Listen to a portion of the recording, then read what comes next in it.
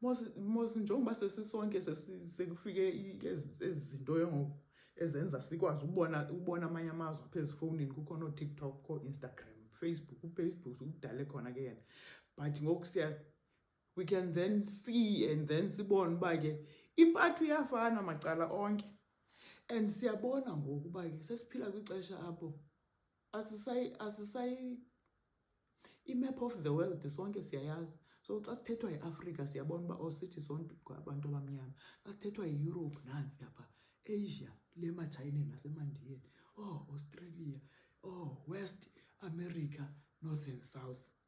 So uzibuza uba so ke ngoku siyabona mos xa sesitrace ibali eli leBhayibhile uba siyabona uba naliya phaa, nalapha entla kweAfrika, entla kweMediterranean Sea, naliya lihamba phaa.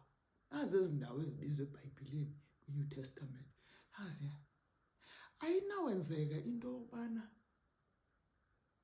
sagate-crusha ibali laba bantu abaphezulu, lo my friend, cause bona noba bangaba bale apho bambethelela khona okanye bango-my friend phaa, balazi bhetere ukudlula thina eli bali.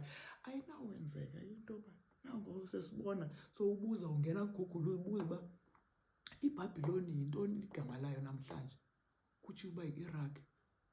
Ezaa nto zazithethwa kuDanyeli phaa eBhayibhileni.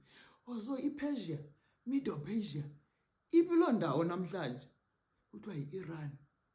Qamba Queen of Sheba yena wayengwalapha kuthiwa Yemen. Qamba Yemen.